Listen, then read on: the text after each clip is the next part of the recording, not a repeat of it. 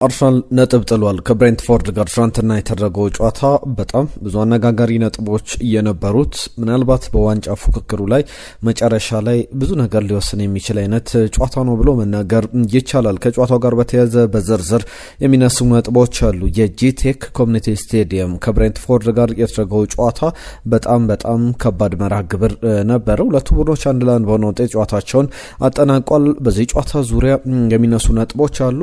ስለ ዊሊያም ሳሊባ ጉዳት ከትናንትና ጨዋታ ውጪ ለምን ሆነ የሚለውን ጉዳይ እናነሳለን። ከጨዋታው መጠናቀቅ በኋላም ስለተሰጡ አስተያየቶች ለብሬንትፎርድ ቡድንም የምንነግራችሁ ጉዳዮች ይኖራሉ። ኤበረቺ ኤዜ የጠፋ የሚሉ ጥያቄዎች ይነሳሉ። በዚህ ጉዳይ ላይ ምላሽ እንሰጣለን። ምን አይነት ታክቲክ ምን አይነት መንገድ ቢከተል የተሻለ ይሆናል የሚለውም ጉዳይ ይነሳል። በስፋት እየነገርናችሁ እንቆያለን። ከማንቸስተር ዩናይትድ ጋር በተያዘ የማንቸስተር ዩናይትድ ሙስሊም የክለቡ ደጋፊዎች ማህበር አለና እነዚህ ደጋፊዎች አንድ ጥያቄ አንስተዋል። በሰር ጂም ራትክሊፍ ላይ ብዙ እያነጋገረ ያለ ጉዳይ ነው። በተለይ ከሰሞኑ የሰጧቸው አስተያየቶች ብዙ እያስባለ ብዙ እያነጋገረ ይገኛል። እንዴት አይነት ምርመራም እየተደረገባቸው እንዳለ ይታወቃል። ሰር ጂም ራትክሊፍን በተመለከተ ከዩናይትድ ጋር በተያዘ ዝውውሮችም አሉ። ኤልማን ኔዳዬ እንዲሁም ደግሞ ጆን ፊሊፔ ማታታ ጉዳይም እየተነሳ ይገኛል። ማቴታንም ኤልማን ኒዲያየንም እንዴት ሊፈልግ ቻለ? በእነዚህ ጉዳዮች ላይ እየተነሱ ይገኛሉ። ከአንድሬ ኦናና ጋር በተያዘ ስለ ማንቸስተር ዩናይትድ የሰጠው አስተያየት አለ። እሱንም እየነገርናችሁ እንቆያለን። ሌሎች አጫጭር ጉዳዮችንም ከዩናይትድ ጋር አያይዘን የምናነሳቸው ሀሳቦች አሉ። ቼልሲ ግብ ጠባቂ ለማስፈረም ፍላጎት አለው ተብሏል። 50 ሚሊዮን ፓውንድ እየተገመተ ግብ ጠባቂ ነው። ከባየር ሙኒክ ጋር እየተደራደረበት ይገኛል። በስፋት የምንመለከተው ጉዳይ ነው። ትናንትና ባርሰሎና ተሸንፏል። ደክላን ራይስም ከጨዋታው መጠናቀቅ በኋላ ያነሳቸው የሰጣቸው አስተያየቶች አሉ። ሌሎችንም ጉዳዮች እየነገርናችሁ እንቆያለን። በቻላችሁት በያላችሁበት አብራችሁን ቆዩ። የትናንትና ጉዳዮችን አስቀድመን እንጀምርና ከዛ በተጨማሪም የፕሪሚየር ሊጉ ላይ ያሉ ሀሳቦችን እናነሳለን። ከማንቸስተር ዩናይትድ ከሲቲ ጋር በተያዘ ሌሎች ነጥቦችም ይነሳሉ። አብራችሁን ቆዩ። ትናንትና ከመጡልን መልእክቶች መካከል አርሰናል ለምሳሌ 3-1 ያሸንፋል ያለን አማኑኤል ወንድሙ የተባለ አድማጫችን ነው። ሙልጌታ ከደቡብ አፍሪካ አርሰናል ሙልጌታ ሚካኤል አርሰናል አቻ ይወጣል ብሎ ነበረ። ትናንትና እንዳለውም ተሳክቶለታል። ነጅብ ሰንገሮ የሲቲ ቡድን ጥሩ ነው፣ የቼልሲ ደጋፊ ነው። ነጅብ ሰንገሮ የሲቲ ቡድን ጥሩ ነው፣ ነገር ግን የጨዋታ መደራረብ ክለቦችንም ለጉዳት እየዳረገ ይገኛል። የካሪክ ጉዳይን በተመለከተም ማንቸስተር ዩናይትድ ከሱ የተሻለ አሰልጣኝ ያስፈልገዋል እንደኔ የሚል ሀሳቡ ልኮልናል። አዲሱ ከደቡብ አፍሪካ አርሰናል 1-0 በሆነ ውጤት በብሬንትፎርድ ይሸነፋል ብሎ ነበረ። ተመስገን ሙልጌታ 2-0 አርሰናል ያሸንፋል የትናንትና ግምቱ ነበረ። መላኩ ከኖርዌይ በጻፈልን መልእክት ከዚህ በኋላ አርሰናል ምንም ነጥብ መጣል የለበትም ቢልም ትናንትና ነጥብ ጥሏል። የአርሰናልን ጨዋታ በአርሰናል አሸናፊነት ይጠናቀቃል ብሎ ገምቶ ነበር መላኩ 2-0 በሆነ ውጤት። ነገር ግን አርሰናል ነጥብ የጣለበት ነው። አህመድ ከጅቡቲ ሌላኛው አድማጫችን ነው። ከነሳቸው ጉዳዮች መካከል የእግር ኳስ እንቅስቃሴ የራሱ አቀራረብ አለው። ሲቲንም በተመለከተ አርሰናል አሰልቺ ነው የሚሉትን አስተሳሰብ አልቀበልም የሚል ነገር አንስቷል። ትናንትና ያነሳናቸው ጉዳዮች አሉ። አርሰናል ዘ ሞስት ቦሪንግ ቲም ነው ወይ አሰልቺ ቲም ለምን ይባላል? በተጋጣሚ ቡድኖቹ ጭምር እንደዚህ አይነት አገላለጽ በደጋፊዎች ይነሳል። ለምን እንደዛ ተባለ ብለን ትናንትና የሰራነው ቪዲዮ ላይ ያነሳናቸው ጉዳዮች ነበሩ። አህመድ ትክክል አይመስለኝም አሰልቺ የሚሉት አስተሳሰብ፣ ምክንያቱንም አልቀበልም። ሲቲንም ብዙ አጫወት ለውጦች አድርጓልና አሁን ቡድኖች በተለየ አቀራረብ መቅረብ እንዳለባቸው ያውቃሉ። ዛሬ አርሰናል 3-1 ያሸንፋል የሚል ግምቱን አህመድ ከጅቡቲ ልኮልን ነበር። አልተሳካም። ፓማ ባይ ከልብ እናመሰግናለን ስለ ጻፍክልን መልእክት። አሸናፊ ከደቡብ አፍሪካ ማይክል ካሪክን በተመለከተ ውድድር ዓመቱ መጨረሻ ላይ በክብር መሰናበት አለበት። 4ኛ ደረጃ ማንቸስተር ዩናይትድ ካጠናቀቀ እንደ ዋንጫ ይቆጠራል። አርሰናል አሰልቺ ቡድን ነው የሚባለው። አርሰናል እንደዛ ነው። ነገር ግን በዋንጫ ረገድ ከመቼውም ጊዜ በላይ በውጤት ረገድ ጥሩ ውጤት ላይ ይገኛል። ከጨዋታ ረገድ ግን አሰልቺ ነው። ከውጤት አንጻር ምርጡ ቡድንን ምርጡ አርሰናልን እየተመለከትን ነው። 3-1 ያሸንፋል ብዬ እገምታለሁ ብሎ ነበረ አሸናፊ ከደቡብ አፍሪካ። ነገር ግን እንደዛ አልተጠናቀቀም። ሙባረክ አርሰናል ነጥብ ይጥላል ዛሬ ብሎ ነበረ፣ እንዳለውም ሆኗል። አሸናፊ አርሰናል 2-0 በሆነ ውጤት ያሸንፋል ብሎ ነበረ። እነዚህ ትናንትና እናንተ የመጡልን መልእክቶች ናቸው። ከትናንትና ጨዋታ ጋር በተያዘ ግን አርሰናል 1-1 በሆነ ውጤት አጠናቋል። በእንግሊዝ ፕሪሚየር ሊግ 26ኛ ሳምንት ከዚህ በኋላ 12 ሳምንታት 12 የሊግ መርሃ ግብሮች ብቻ ይቀራሉ። በእርግጥ አርሰናል ምናልባት ከሜዳው ውጪ ከዚህ ቶፕ 7 ላይ ካሉ ቡድኖች ጋር የሚያደርገው አንድ ጨዋታ ብቻ እሱም የማንቸስተር ሲቲ የኤታድ ስቴዲየም ጨዋታ ብቻ ነው የሚቀረው። ስለ ጨዋታው አንዳንድ ነጥቦች እናነሳለን። ትናንትና ግን እናንተ ጨዋታውን እንዴት ተመለከታችሁት? የሚኬል አርቴታ ቦታ ላይ ብትሆኑ የአርሰናል ደጋፊዎች እስቲ ሀሳቦቻችሁ ላኩልን። ምን አይነት ውሳኔ ልትወስኑ ትችላላችሁ? ምን ማድረግ ተፈልጋላችሁ? እነዚህ ጉዳዮች ላይ መልእክቶቻችሁን ጻፉልን። ከማንቸስተር ዩናይትድ ደጋፊዎች ጋር በተያዘ የአንድሬ ኦናናን መመለስ እንዴት ታዩታላችሁ? አንድሬ ኦናና ወደ ማንቸስተር ዩናይትድ መመለስ አለበት ወይ? ተጫዋቹ የካሜሮናዊ ግብ ጠባቂ የሰጠው አስተያየት አለ። በዚህ ጉዳይ ላይ የእናንተን ሀሳብ እስቲ ላኩልን። አርሰናል ትናንትና በጂቴክ ኮሚኒቲ ስቴዲየም ያደረገው ጨዋታ የፈተና ነበር ብሎ በትክክል መናገር ይቻላል። በጣም ከባድ ጨዋታ ነው። የጂቴክ ኮሚኒቲ ስቴዲየም ጨዋታው 1-1 ነው የተጠናቀቀው። መጀመሪያው አጋማሽ ብዙ የግብ ሙከራዎች ላይ ሁለቱም ቡድኖች ያልነበሩበት ነበረ። ደካማ የመጀመሪያ 45 ነበረ የተመለከትነው። በሁለተኛው አጋማሽ 61ኛው ደቂቃ ላይ ኖኒ ማዱዌኬ፣ ከዛ በተጨማሪ 71ኛው ደቂቃ ላይ ደግሞ ከ10 ደቂቃዎች በኋላ ሉዊስ ፖተር ግብ አስቆጥሮ ጨዋታው 1-1 በሆነ ውጤት የተጠናቀቀ መርሃ ግብር ነው።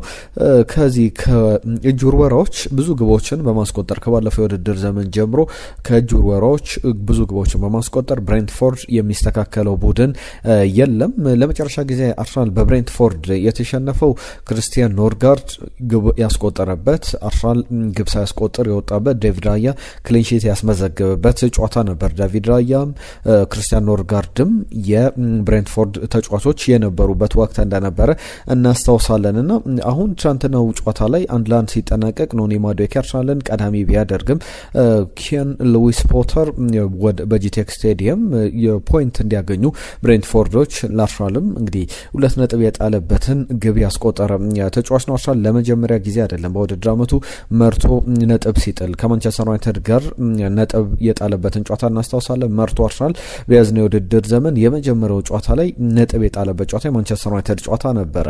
ብዙ ጊዜ የአርሰናል ቡድን ተጋጣሚዎችም አንዳንድ ተንታኞችም ያነሱታል። ከመራ ጨዋታው ላይ ሌላ ግብ መመልከት በጣም ከባድ ነው ብለው የሚያነሷቸው ጉዳዮች አሉና እንደዚህ አይነት ቡድን ሆኖ ተመልክተነዋል። ትናንትና ግን ማጠቃላይ ጨዋታው 1-1 ሲጠናቀቅ በኤክስጂ አርሰናል 0.6 ኤክስጂን ያስመዘገበው። ብሬንትፎርድን ስንመለከት ከአርሰናል 2-3 እጥፍ ኤክስጂን የተሻለ ኤክስጂን አስመዝግቧል። 12 የግብ ሙከራዎችን ብሬንትፎርድ አድርጓል። አርሰናል 7 የግብ ሙከራዎችን፣ 2ቱ ብቻ ናቸው ከአርሰናል 7 የግብ ሙከራዎች ውስጥ 2ቱ ናቸው ኦን ታርጌት። ብሬንትፎርድም 3 ኦን ታርጌት ሞክሯል። አርሰናል 60 በመቶ የኳስ ቁጥጥር ነበረው፣ ብሬንትፎርድ 40 በመቶ የኳስ ቁጥጥር ነበረውና ብዙ ነገሮች የሚነሱበት ቡድን ነው። ኪየዝ አንድሬውን ስንመለከታቸው የብሬንትፎርድ አሰልጣኝ ከዓመት በፊት ባለፈው የውድድር ዘመን የቆመ ኳስ አሰልጣኝ ነበሩ። አሁን አርሰናልን በቆመ ኳስ ሲያስቸግሩት ከአንድ ዓመት በኋላ ሊጉን በቆመ ኳስ ረገድ በጣም ስኬታማ አሰልጣኝ እንደነበረ ትናንትና የማዕዘን ምቶች የሚገኙ የማዕዘን ምቶች በጣም ለአርሰናል አስጨናቂ ከባድ ነበሩ። ዴቪድ ራያ ሲፈተን ነበር።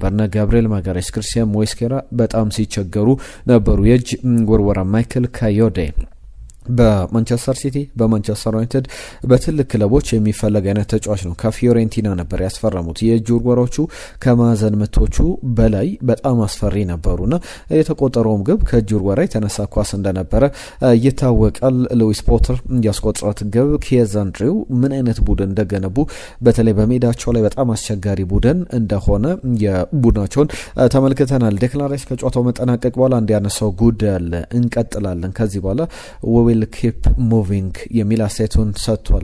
ነገር ግን የትኛውም ሰው ማንኛውም ሰው እንግዲህ የሚያስባቸው ነገሮች አሉ። ሊጉን ማሸነፍ ዋንጫ ማሸነፍ ቀላል ሊመስለው ይችላል። ነገር ግን እንደዛ ከመሰለው የዋ ነው የሚል አስተያየቱን ሰጥቷል። ዊሊያም ሳሊባ ትናንትና በህመም ምክንያት በጉዳት አይደለም በጨዋታው ላይ አልነበረም፣ ህመም ነበረበት። ስለዚህ ከስብስቡ ውጪ ሆኗል። ነገር ግን እሱ ከ2002 ጀምሮ ለአርሰናል የመጀመሪያ ጨዋታውን ካደረገበት ጊዜ አንስቶ እሱ የነበረባቸውና ያልነበረባቸው ያደረጋቸውን ጨዋታዎች በቁጥር ደረጃ ስናነጻጽር 121 ጨዋታዎች ላይ ዊሊያም ሳሊባ ባለበት ጨዋታ ላይ 69 በመቶውን አርሰናል አሸንፏል። በእነዚህ ጨዋታዎች ላይ 2.3 ነጥቦችን ፖይንትን ሰብስቧል። አርሰናል በየጨዋታው ፐር ጌም ነው እያነሳሁት ያለው ቁጥሮችን በአቨሬጅ 0.8 ግቦች ይቆጠሩበታል። ዊሊያም ሳሊባ ካለ አንድ ግብ በጨዋታ እንኳን አይቆጠርበትም። አቨሬጅ ሾት ኮንሲድ የሚያደርገው የግብ ሙከራ የሚደረግበት ደግሞ በየጨዋታው 8.6 ነው። ዊሊያም ሳሊባ የሌለባቸውን 19 ጨዋታዎች በፕሪሚየር ሊግ ላይ ብቻ ብንመለከት የሚነሱ ቁጥሮች አሉ። 19 ጨዋታዎች ላይ 42 በመቶውን አርሰናል የማሸነፍ ስሌት አለው። በጣም ያነሰ ነው። 69 በመቶ ወደ 42 በመቶ ይወርዳል እሱ በሌለባቸው ጨዋታዎችና ያለበት ጨዋታ ላይ። በነጥብም ደረጃ አርሰናል የሚያገኛቸው ነጥቦች በጣም ቁጥራቸው ዝቅ ይላል። ከዛ በተጨማሪም የሚሞከርበት የግብ መጠን ከፍ ይላል፣ የሚቆጠርበትም የግብ መጠን ከፍ ይላልና ዊሊያም ሳሊባ ለመኖሩ በአርሰናል ጨዋታ ላይ በአርሰናል ውጤት ላይ በጣም ትልቅ ተጽዕኖ እንደነበረው መናገር ይቻላል። ለሁሉም እናንተ ትናንትና በሚኬል አርቴታ ቦታ ብትሆኑ ምን ታረጋላችሁ? ምን መቀየር ትችሉ ነበር? ምን ማድረግ ትችሉ ነበር? ምናልባት በዋንጫ ፉክክሩ ላይ የጋብሪኤል ማርቲኔሊ መጨረሻ ደቂቃ ላይ ዘንድሮ በተለይ ተቀይሮ እየገባ በጣም ሻርፕ ነበር። ለአርሰናል በጣም አስፈላጊ ነጥቦችን አስገኝቷል። ለምሳሌ በትንሹ የማንቸስተር ሲቲን ጨዋታ መጥቀስ ይቻላል። በአውሮፓ ቻምፒየንስ ሊግ ላይ የአትሌቲክ ቤልባኦ ጨዋታ ላይ ተቀይሮ ገብቶ ግብ አስቆጥሮ ነበረ። ትናንትና ግን 1-1 ከኮቪን ኬለር ጋር ተገናኝቶ የሳታት ኳስ በጣም የምታስቆጭ ነበረች። እንዴት አያችሁት ጨዋታውን? ለሁሉም ከማንቸስተር ሲቲ ጋር በዋንጫ ፉክክሩ ላይ በጣም አስፈላጊ ነጥብ ነው አርሰናል የጣለው። 12 ጨዋታዎች ይቀራሉ። 12 ጨዋታዎች ማለት በጣም አጭር ጊዜ ላይ የሚደረጉ መርሃ ግብሮች ናቸውና በእነዚህ የፕሪሚየር ሊግ ቀጣይ 12 ጨዋታዎች አርሰናል ወልቨስን ይገጥማል፣ ቶትናምን፣ ቸልሲን፣ ብራይተንን እንደ ኤቨርተን አይነት ቡድንን የሚገጥምበት ጨዋታ ይጠበቃል። ከዛ በኋላ ግን አፕሪል ወር ላይ ቦርመዝን ከገጠመ በኋላ ከማንቸስተር ሲቲ ጋር የሚያደርገው ጨዋታ የኢትሃድ ስቴዲየም ላይ ይደረጋል። ኒውካስል ዩናይትድ፣ ፉልሃም፣ ዌስትሃም ዩናይትድ፣ በርንሌይና ክሪስታል ፓላስ የአርሰናል ቀጣይ ተጋጣሚዎች ናቸው። በማንቸስተር ሲቲ በኩል ያሉ ተጋጣሚዎችን ደግሞ ላንሳላችሁ ለንጽጽር ለማወዳደርም እንዲመቻችሁ። ኒውካስል ዩናይትድ፣ ሊድስ ዩናይትድ፣ ኖቲንጋም ፎረስት፣ ዌስትሃም ዩናይትድ፣ ክሪስታል ፓላስ ቀጣይ ከማንቸስተር ሲቲ ጋር የሚደረጉ ጨዋታዎች ናቸው። እንዲሁም ቸልሲን አርሰናልን ይገጥማል። በርንሌይን፣ ኤቨርተንን ከብሬንትፎርድ ጋር የሚያደርገው ጨዋታ በብሬንትፎርድ ሜዳ የሚደረግ ጨዋታ አይደለም፣ የኢትሃድ ስቴዲየም ላይ የሚደረግ ነው። ከቦርመዝ ጋር በቪታሊቲ ስቴዲየም ምናልባት ከባዱ ጨዋታ ሊሆን ይችላል።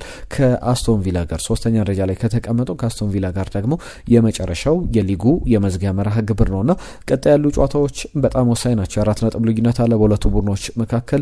ለአርሰናል ደጋፊዎች ግን የሚያስቆጭ ምሽት ነበረ። ሌሎች ጉዳዮችን መለስ ብለን እናነሳለን። ብሪያን ምቤሞ ወደ አርሰናል ለምን አልመጣም የሚሉ ጉዳዮችም እየተነሱ ይገኛሉ። ማንቸስተር ዩናይትድን የተመለከቱ ጉዳዮችን ላንሳና ሌሎች ክለቦችን ሌሎች ጨዋታዎችንም የተመለከተ ሀሳቦችን እናነሳለን። በእርግጥ ትናንትና ባርሴሎና ያደረገው ጨዋታ ነበረ፣ በጣም አስፈላጊ ጨዋታ ነበረ። ይህንን ጨዋታ በተመለከተ አንዳንድ ነጥቦችን እናንሳ። ባርሴሎና በኮፓ ዴላሬ መጀመሪያ ፈርስት ሌግ ጨዋታ ላይ በዋንዳ ሜትሮፖሊታኖ ያደረገው ጨዋታ ነበረ። ጋርሻ 6ኛው ደቂቃ ላይ በራሱ ግብ ላይ አስቆጠረ። ከዛ በኋላ አንቷን ግሪዝማን 14ኛው ደቂቃ ላይ፣ አዶሜላ ሉክማን 33ኛው ደቂቃ ላይ፣ ዩሊያን አልቫሬዝ ከ11 ጨዋታዎች ወይም ከ2 ወራት በኋላ ለመጀመሪያ ጊዜ ለአትሌቲኮ ማድሪድ ግብ አስቆጥሯል። ትናንትና አትሌቲኮ ማድሪድን እያስቸገረ ይገኛል። በውስጥ ባሉ መረጃዎች መልቀቅ ይፈልጋልና ወደ ባርሴሎና ለመሄድ ነገሮችን እያመቻቸ ይገኛል። የባርሴሎና ተጫዋች መሆን ይፈልጋል ሲባል ነበረ። ከ2 ወራት በኋላ ግብ ሲያስቆጥር ትናንትና ባርሴሎና ላይ ነው ግብ ያስቆጥረው። ትናንትና ጨቃጫቂ የነበረው ጉዳይ በባርሴሎና በኩል ግብ አስቆጥሮ ነበር ሮበርት ሌቫንዶቭስኪ። ስንት ደቂቃ እንደፈጀ ብትሰሙት የሚያስገርም አይነት ነው። በቫር ሲሸር ይቺ ግብ 8 ደቂቃ ያክል ፈጅታ በቫር እንግዲህ ይቺ ኳስ ፓዎ ኩባርሲ ያስቆጥራት ግብ ነበረች እንድትሻር ምክንያት ሆኗል። ለሁሉም ጨዋታው 4-0 በሆነ ውጤት እየተጠናቀቀ ነው። ለአንዚ ፍሊክ ምናልባት የእሳቸው ሊዮኔል ሜሲ አለመኖሩ በጣም የጎዳቸው ይመስላል። አትሌቲኮ ማድሪድ የእሳቸው ሊዮኔል ሜሲ ያልኩት ራፊኒያ ነው። ራፊኒያ ማለት ኤሴንሻል በጣም አስፈላጊ ተጫዋች ነው። ዘንድሮ ባርሴሎና 6 ጨዋታዎች ላይ ተሸንፏል። ከ6ቱ ጨዋታዎች በ5ቱ ራፊኒያ አልነበረም። አንደኛው ጨዋታ የቸልሲ ነው። በቸልሲ ጨዋታ ላይ ደግሞ 30 ያክል ደቂቃዎችን ብቻ ነው በሜዳ ላይ የተሰለፈው። እሱ ካለ 91 በመቶ ጨዋታዎችን ባርሴሎና ያሸንፋል። እሱ ከሌለ ደግሞ የ60 በመቶ የማሸነፍ ስሌት ነው ያለውና በጣም ቁጥሮቹ ዝቅ የሚሉበት ነው። አትሌቲኮ ማድሪድ ባለፉት 25 ዓመታት ለመጀመሪያ ጊዜ ነው በሰሚፋይናል ላይ በኮፓ ዴላሬ ባርሰሎናን ማሸነፍ የቻለው ነው ወደ ቀጣዩ ዙር ማለፍ የቻለው። እንግዲህ በእነዚህ ጊዜያት ላይ የሚነሱ ጉዳዮች ይኖራሉ። ለሁሉም ብዙ ሀሳቦችን እናነሳለን። ባርሰሎና በጣም በአስቸጋሪ ሁኔታ የተሸነፈበትን ጨዋታ እየተመለከትንበት ነው። በባርሰሎና ታሪክም በቅርብ ዓመታት በአትሌቲኮ ማድሪድ ከባድ ሽንፈት የሚባለው አንዚ ፍሊክም በአሰልጣኝነት ታሪካቸው ብዙ ሊባልበት የሚችል ሽንፈትን 4 ግቦችን የተቆጠሩበት ጨዋታ ነበረ ለአትሌቲኮ ማድሪድ። አንዳንድ ነገሮችን ማንሳት እንችላለን ከአትሌቲኮ ማድሪድ ጋር በተያያዘ አንድ ጉዳይ ብቻ ላንሳና ወደ ማንቸስተር ዩናይትድ ጉዳዮች አልፋለሁ። ስትሬንጅ በጣም የተወዛገበ የውድድር ዘመን እያሳለፈ ነው ብሎ መናገር ይቻላል። በታይትል ሬሱ ላይ የለበትም። በዋንጫ ፉክክሩ ላይ አትሌቲኮ ማድሪድ ለምሳሌ በውድድር ዓመቱ በጣም የተለየ ፐርፎርማንስ ያሳየባቸው ጨዋታዎች አሉ። ከነዚህ ጨዋታዎች መካከል ሪያል ማድሪድን 5 ያስቆጥሮ ያሸነፈበት፣ ባርሰሎናን 4፣ ሪያል ቤቲስን 5 ግቦችን አስቆጥሮ ያሸነፈባቸው ጨዋታዎች ይጠቀሳሉ። ነገር ግን በእንደዚህ አይነት ጨዋታዎች ላይ ደግሞ ከባድ ጊዜን ያሳለፈበትም እንዲሁ በተቃራኒ የሚጠቀስ አይነት ነውና ለባርሰሎና ከባድ ጨዋታ ነበር ብሎ መናገር ይቻላል። በዚሁ ከማንቸስተር ዩናይትድ ጋር ወዳሉ ሀሳቦች ላንሳ። አንደኛውን ቀዳሚውን ጉዳይ የማነሳው ማንቸስተር ዩናይትድን በተመለከተ የማንቸስተር ዩናይትድ ሙስሊም ደጋፊዎች ያነሷቸው ጥያቄዎች አሉ። በማንቸስተር ዩናይትድ ላይ በጣም ዝርዝር ጉዳዮች እየተነሱ ይገኛሉ። በተለይ ከሰሞኑ በስደተኞች እንግሊዝ ኮሎናይዝ ተደርጋለች።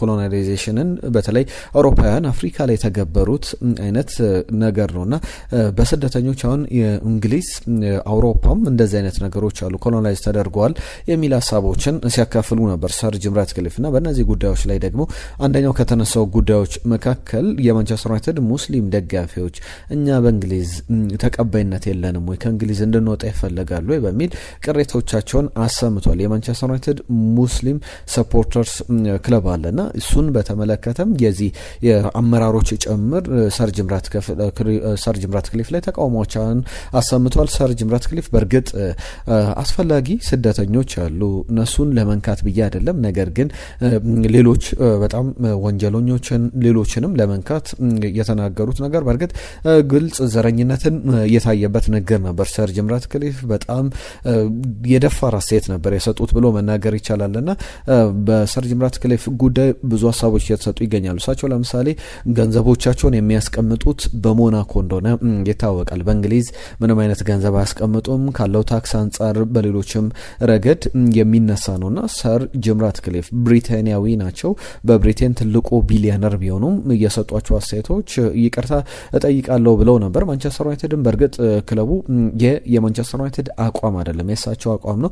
ሰር ጂም ራትክሊፍ የሰጡት ሀሳብ የራሳቸው ብቻ ነው በሚል ግልጽ ነገሮችን አስቀምጠው ተመልክተናል። ከዛ ውጪ ማንቸስተር ዩናይትድን በተመለከተ ዝውውሮችን የተመለከቱ ጉዳዮች አሉ። ኤልማን ኔዳይን በተመለከተ አንዳንድ ሀሳቦች አሉ። ኤልማን ኔዳይ ባለፉት ቀናትም ሲነሳ ነበር። በእርግጥ እሱ ብቻ አይደለም ኤልማን ኔዳይ በማንቸስተር ዩናይትድ ብቻ አይደለም የሚፈለገው ሌሎችም ክለቦች ላይ ብዙ ጠንከር ያሉ ፍላጎቶች አሉ። የተለያዩ ሪፖርቶችም እየወጡ ይገኛሉ። 70 ሚሊዮን ፓውንድ የሚያወጣውን ተጫዋች ለማስፈረም ፍላጎቶች አሉ። ኢንትረስት አለ በማንቸስተር ዩናይትድ በኩል አርሰናል ፍላጎቶች እንዳሉት ይታወቃል። ቸልሲም የኤልማን ኔዳይ በፕሪሚየር ሊጉ ላይ አብዛኞቹ ክለቦች የሚፈልጉት አይነት ተጫዋች ነው። ከፕሪሚየር ሊጉ ውጪ የ5 ዓመቱን ሴኔጋላዊ ተጫዋች ለማስፈረም ፍላጎት አላቸውና ማንቸስተር ዩናይትድ ሌላ የአማካኝ ስፍራ ተጫዋች በመስመር ቦታ ላይ መጫወት ካሉት ተጫዋቾች መካከል በተለይ አርሰናል የሚፈልገው በጣም ቨርሳታይል የሆነ ሌላ አይነት ዳይናሚዝምን መስጠት የሚችል ነው ለአርሰናል ማጥቃት። ለዛ ነው በአርሰናልና በማንቸስተር ዩናይትድ በኩል በቼልሲም በኩል በኤልማን ኔዳይ ዙሪያ ድርድሮች፣ ፍላጎቶች፣ ሌሎች አካሄዶችም ይኖራሉ ተብሎ መነገሩ ከዛ ጋር የተያዘ ነው ብሎ መናገር ይቻላል። እስከ 70 ሚሊዮን ፓውንድ ድረስ ይገመታል።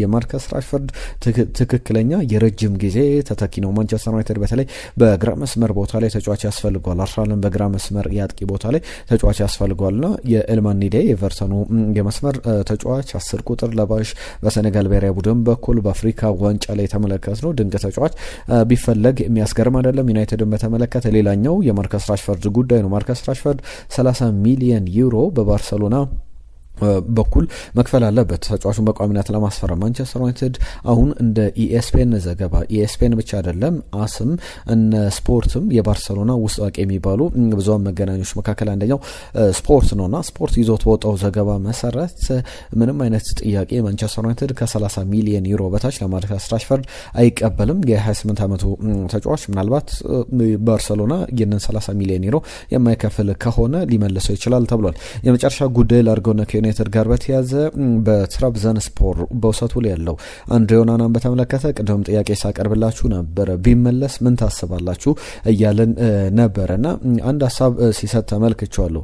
የኔ የውሰቱ በትራብዘንስፖር ባጭሩ ጊዜ በቅርቡ ይጠናቀቃልና ወደ ማንቸስተር ዩናይትድ ለመመለስ በጣም ጓጉቻለሁ። መጠበቅ እንኳን አልቻልኩምና የማንቸስተር ዩናይትድን ቡድን ለቀጣይ ዓመት ላይ የሊጉን ዋንጫ እንዲያሸንፍ ማገዝ እፈልጋለሁ። በማንቸስተር ዩናይትድ በቀጣይ ዓመት ትመለከቱኛላችሁ የሚል አስተያየቱን ሰጥቷል። እንዴት ታዩታላችሁ? የአንድሬ ኦናና ሀሳብ ከአርሰናል ጋር በተያዘ የሚነሱ ጉዳዮች አሉ። የቼልሲም ጉዳይ ይነሳል። ከዝውውር ጋር በተያዘ የአርሰናል የዝውውር ጉዳዮች አይደሉም፣ ወጣ ያሉ ሀሳቦች ናቸው። የአርሰናልን ጉዳይ ከማንሳቴ በፊት ቼልሲን በተመለከተ በ50 ሚሊዮን ፓውንድ በርት ቨርብሩገንን ለማስፈረም ከብራይተን ፍላጎት አለው። 50 ሚሊዮን ፓውንድ እየተገመተ ያለ ተጫዋች ነው። በእርግጥ ባየር ሙኒክ የዚህ ተጫዋች ፈላጊ ነው። ባየር ሙኒክ የረጅም ጊዜ የማኑኤል ኖየር ተተኪ አድርጎ ማስፈረም ይፈልጋል። ሆላንዳዊ ግብ ጠባቂ በጣም ከእግሩ ጋር ሲጫወት ምቾት አለው። ከዚህ በፊት በ5 ሚሊዮን ፓውንድ ከዚህ ተጫዋች አሁን እየተገመተበት ካለው ገንዘብ በግማሽ ሮበርት ሳንቼዝን ከብራይተን ቸልሲ አስፈርሞ ነበር። አሁን በርት ቨርብሩገንን ደግሞ ለማስፈረም ፍላጎት አለው። ከሮበርት ሳንቼዝ ምን ያክል የተሻለ ተጫዋች ነው የሚለው በጣም ጥያቄ የሚያነሳ ጉዳይ ሊሆን ይችላል። ከቸልሲ የለቀቀው ራሂም ስተርሊንግ ፌኖርድን ተቀላቅሏል። በፌኖርድ ደግሞ የሚያሰለጥነው ሩበን ቫን ፐርሲ ነው። ቫን ፐርሲን በአርሰናል በማንቸስተር ዩናይትድ ተመልክተናል። አሁን በአሰልጣኝነት በፌኖርድ እየተጫወተ ይገኛል። ልጁም የቫን ፐርሲ ልጅም በፌኖርድ ገና በታዳጊነቱ እየተጫወተ ግቦችንም ወሳኝ አስፈላጊ ግቦችንም ሲያስቆጠር ተመልክተናልና እነዚህ የሚነሱ ጉዳዮች ናቸው። ከራሂም ስተርሊንግ ጋር በተያያዘ እስከ ውድድር ዓመቱ መጨረሻ ድረስ በነጻ ዝውውር ፍሪ ኤጀንት እንደሆነ ይታወቃል። ከቸልሲ ጋር ከተለያየ በኋላ ያንንም እየተመለከተን እንገኛለን። በአልሂላል ጉዳይ ደግሞ ዳርዊን ኑኔዝን በተመለከተ እየተነሱ ያሉ ጉዳዮች አሉ። ካሪም ቤንዜማ ከመጣ በኋላ ከሳውዲ ካፕ ስም ዝርዝር ውስጥ ውጪ እንዲሆን ተደርጓልና በጣም የሚያስገርም አይነት ነው። ካሪም ቤንዜማ መምጣቱን ተከትሎ የሚፈለግ ተጫዋች አልሆነም። ስለ ማንቸስተር ዩናይትድ አንዳንድ ተጫዋቾች ስንነ ሉክ ሾ የማነሳቸው ጉዳዮች አሉ። ከዛ አስቀድሜ ግን በቅርብ ጨዋታዎች ላይ ኤበሬቼዜን በተመለከተ እየተነሱ ያሉ ጨዋታዎች ጉዳዮች አሉ። ትናንትናም ተቀይሮ ወጥቷል። የመጀመሪያውን 45 ብቻ ነበረ በአርሰናል የተጫወተውና ሚኬል አርቴታም ከጨዋታው መጠናቀቅ በኋላ ለየትኛውም ተጫዋች ወደ አዲስ ቡድን ሲመጣ አዳፕት የማድረጊያ ጊዜ ሊያስፈልገው ይችላልና እንደዛ የሚጠበቁ ጉዳዮች ይኖራሉ የሚል አስተያየቱን ሰጥቷል። የሚነሱ ሀሳቦች አሉ። አርሰናል ጋር በተያዘ ኤበሬቼዜ በአርሰናል ቤት ለምሳሌ ጀምሮ ለመጨረሻ ጊዜ በመጀመሪያ አሰላለፍ የገባው ከ10 ጨዋታዎች በፊት አርሰናል ወልቭስን 2-1 በሁለት ኦን ጎሎች ሲያሸነፍ የ2-1 በሆነ ውጤት የተጠናቀቀ ጨዋታ እንደነበረ እናስታውሳለን። ከዚሁ ጋር በተያዘ ተጨማሪ ሀሳቦች ይነሳሉ። በተለይ ደግሞ በእነዚህ ጨዋታዎች ላይ ብሬንትፎርድ ላይ ትናንትና 45ኛው ደቂቃ ላይ ከዛ በፊት 56ኛው ደቂቃ ላይ ወጥቷልና ኤበሬቼዜን ቆይታ እንዴት እያያችሁ ትገኛላችሁ? ምን ማሻሻል አለበት? እኛ የምናነሳቸው ሀሳቦች አሉ። ከቸልሲ ጋር የመጀመሪያ አሰላለፍ ውስጥ በገባበት ጨዋታ ላይ 71ኛው ደቂቃ ላይ ነበር የወጣው። ከቪላ ጋር 45ኛው ደቂቃ ላይ ተቀይሮ ወጥቷልና በጣም የሚያስገርም ነው። ምናልባት የቶትናም ጨዋታ ላይ ነው 3 ግቦችን ያስቆጠረው 90 ደቂቃ የተጫወተበት ጨዋታ። ሌላኛው ኒውካስል ዩናይትድን አርሰናል የገጠመበት ጨዋታ ላይ 90 ደቂቃ ተጫውቷል። አብዛኞቹ ጨዋታዎች ላይ በጣም ጥቂት ጨዋታዎች ላይ ነው በስታርቲንግ 11 ውስጥ መግባት እየቻለ ያለውና ለተጫዋቹም ጠንካራ ከዚህ በኋላ ስራዎችን መስራት አለበትና ከ10 ጨዋታዎች በፊት ነበር ቅድም እንዳልኩት የመጀመሪያ አሰላለፍ ውስጥ የገባውን ከ10 ጨዋታ በኋላ ወደ መጀመሪያ አሰላለፍ ሲገባ ሰከንድ አፍን እንኳን መጫወት ያልቻለበትን ጊዜ ነው የተመለከትነው። ምን ማሻሻል አለበት?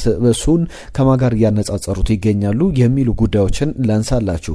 ኤበሬቼዜ ምን ነካው የሚሉ አርሰናል ደጋፊዎች አሉ። አሁን ከረንት ቨርዥኑ የኤቤሬቺ ኤዜ እንዴት ያለ ተጫዋች ነው? ምን አይነት ጥያቄዎች እየተነሱበት ይገኛሉ? አርሰናል ደጋፊዎች ደጋግሞ ለምን አልተሳካለትም? ለምን በአርሰናል ደረጃ ጥሩ መጫወት አልቻለም? ለምሳሌ ትናንትና አርሰናል ግብ ሲያስቆጥር ገና ማርቲን ኦዴጋርድ እንደገባ ትንሽ ነገሮች ተቀይረው እንደነበረ ተመልክተናል። አርሰናል የበለጠ መቆጣጠር የበለጠ ድሎችን መፍጠር ችሎ ነበር በመጀመሪያዎቹ ደቂቃዎች ላይ፣ ሁለተኛው 45 የመጀመሪያዎቹ ደቂቃዎች ላይ ያንን ተመልክተን ነበርና ኤቤሬቺ ኤዜና ማርቲን ኦዴጋርድ መካከል ያሉ ልዩነቶች አሉ። ነገር ግን እኔ ላነጻጽረው የምፈልገው በቀጥታ ከጃክ ግሪሊሽ ጋር በተያዘ ነው። ጃክ ግሪሊሽ በጣም የተሳካለት ተጫዋች ሆኖ በማንቸስተር ሲቲ ከመመልከታችን በፊት ምን አይነት ተጫዋች ነበር? የመጀመሪያ ውድድር ዘመን በጣም የተቸገረበት ነበር። ለምሳሌ ትናንትና ኤዜ በ45 ደቂቃዎች ውስጥ 17 ኳሶችን የነካው። ከ17 ኳሶቹ 10 ብቻ ነበሩ የተሳኩ ኳሶች ተብለው የተቆጠሩትና በአጠቃላይ በ15 ጨዋታዎች እንግዲህ ኤቤሬቺ ኤዜ እየተሰለፈባቸው ባሉ በነበሩ ጨዋታዎች ላይ 15 ጨዋታዎችን ወደ ኋላ ስንመለስ ነው የኤቤሬቺ ኤዜን ጎል ወይም ደግሞ አሲስት የምናገኘው። በፕሪሚየር ሊግ ላይ በጣም እየተቸገረ ይገኛልና ክሬት ማድረግ ብዙ ነገሮች እየከበዱት ይገኛሉ። ቀላል አይደለም ለአዲስ ተጫዋች በአዲስ ቡድን ውስጥ መላመድ የሚል አስተያየቱን ሲሰጥ ተመልክተናል ሚኬል አርቴታ። ጃክ ግሪሊሽ በመጀመሪያዎቹ ዓመታት ላይ በዚህ በሲቲ ቤት የነበሩት በጣም ከባድ ጊዜያትን እናስታውሳለን። ከግሪሊሽ ጋር በተያያዘ የመጀመሪያዎቹ ጊዜያት ላይ ግሪሊሽም እንደ ኤቤሬቺ ኤዜ በግሉ መጫወት የሚወድ በጣም ድሪብል ማድረግ የሚችል ክሬቲቭ የሚባል አይነት ተጫዋች ነውና እሱን ወደ ሲስተም ተጫዋች ወደ ፔፕ ጋርዲዮላ አጫወት ለመምጣት 1 ዓመት ፈጅቶበት ነበረ። ምናልባት ኤቤሬቺ ኤዜም የሲስተም ተጫዋች መሆን እየቻለ አይደለም። አሁን እሱ ፍሎሪሽ ማድረግ የራሱን ብቃቶች በድሪብል እያደረገ ክሬቲቭነቱን ከማሳየት ይልቅ የሚያሳያቸው አንዳንድ እንቅስቃሴዎች ላይ ለምሳሌ ባክትራክ አድርጎ ወደኋላ ተመልሶ መሸፈን ያለበት ቦታ ሊኖር ይችላልና እንደዚህ አይነት ጉዳዮች የበለጠ ጥያቄ እያስነሱበት ይገኛል ብሎ በትክክል መናገር ይቻላል። ጋሪ ኔቪል ትናንትና ከሰጣቸው ጉዳዮች መካከል እንዲሁም ኢያን ራይትም የሚስማማበት ጉዳይ አለ። አርሰናል ማድረግ ከነበረባቸው ዝውውሮች መካከል አንደኛው የብሪያን ምቤሙ ዝውውር ነውና እንደዚህ አይነት ዝውውሮችም ማድረግ ነበረበትና በተለይ ደግሞ አርሰናልን በጣም የተለየ ቡድን ያደርገው ነበር የብሪያን ምቤሙ ዝውውር የሚል አስተያየቱን ሰጥቷል። ነገር ግን አርሰናል ይህን ዝውውር ሳይሞክር አይደለም ሞክሮ ያልተሳካለት ዝውውር ነው። ተጫዋቹ ወደ ማንቸስተር ዩናይትድ መሄድ ምርጫው ማድረጉን ተከትሎ ለምሳሌ ቪክቶር ዮኬሬሽ ወደ አርሰናል ነው መሄድ የሚፈልገው፣ ማንቸስተር ዩናይትድን መቀላቀል አልፈልግም እንዳለው ብሪያን ምቤሙም ወደ አርሰናል መሄድ አልፈለገም። ምርጫው ያደረገው ቼልሲን መሄድ አልፈለገም፣ ወደ ኒውካስል ዩናይትድ መሄድ አልፈለገም። የፈለገው በቀጥታ ወደ ማንቸስተር ዩናይትድ መቀላቀል ነውና ማንቸስተር ዩናይትድ በጣም ጥሩ ተጫዋች አግኝቷል የሚል እምነት እንዳለው ተናግሯል። እነዚህ የሚነሱ ጉዳዮች ናቸው። ከሶስት ተጫዋቾች ጋር በተያያዘ ወደ እንግሊዝ ብሔራዊ ቡድን ሊመለሱ ይችላሉ የሚል ሀሳባቸውን ሰጥቷል። አሁን በእንግሊዝ ብሔራዊ ቡድን ስብስብ ፍሬም ውስጥ ይገኛሉ የሚል አስተያየታቸውን ቶማስ ቱዌል ነው የሰጡት። ሉክ ሾውን፣ ሃሪ ማጓየር እንዲሁም ደግሞ ኮቢ ሜኖን በተመለከተ ነው በጣም ተሻሽለዋል። በተለይ ኮቢ ሜኖን በተመለከተ ሉክ ሾውንም እንዲሁ ሃሪ ማጓየርም በቀጣይ ለእንግሊዝ ብሔራዊ ቡድን ይጠራሉ፣ የሚጠሩበት እድል አለ በሚል አሰልጣኙ አረጋግጧል። እስከ 2028 ድረስ በተለይ ማንቸስተር ዩናይትድ መጥፎ ዜና ተሰምቷል። ከአሰልጣኝ ቶማስ ቱዌል ጋር በተያያዘ አዲስ አሰልጣኝ አድርጎ ይቀጥራቸዋል ተብሎ ሲጠበቅ እንደነበረ ይታወቃል። የማይክል ካሪክን ጊዜ ሲጠናቀቅ የውድድር ዓመቱ መጨረሻ ላይ ቶማስ ቱዌል ይመጣሉ ከዓለም ዋንጫውም በኋላ ሲባል ነበር። ነገር ግን አሁን ቶማስ ቱዌል እስከ 2028 ድረስ ውላቸውን አራዝሟል በእንግሊዝ ብሔራዊ ቡድን። ለማንቸስተር ዩናይትድ እንግዲህ አንድ እጩ አጥቷል ማለት ነው። ሌሎች አማራጮችን በቀጣይ ይፈልጋል። ለሁሉም እነዚህ የሚነሱ ጉዳዮች ናቸው። የናንተን ሀሳቦች እንጠብቃለን። ይህንን ቪዲዮ ላይክ አድርጋችሁ ሰብስክራይብ ያድርጋችሁ አብራችሁ እንዳላችሁ ተስፋ እናደርጋለን። እንደምንፈልገው ብዙዎቻችሁ ቪዲዮቻችንን ላይክ እያደረጋችሁ አይደለምና ላይክ አድርጋችሁ አብራችሁን ቆዩ። የአርሰናልን ጨዋታ እንዴት አያችሁት? መልእክቶቻችሁን ጻፉልን ባነሳናቸው ጉዳዮች ላይ። ለዛሬ ግን እዚህ ላይ እናጠናቅቃለን። ጤና ይስጥልኝ።